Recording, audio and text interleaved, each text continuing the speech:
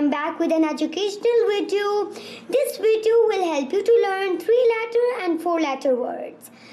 If you will assemble the puzzle correctly, and then your spellings will be correct. Let's start.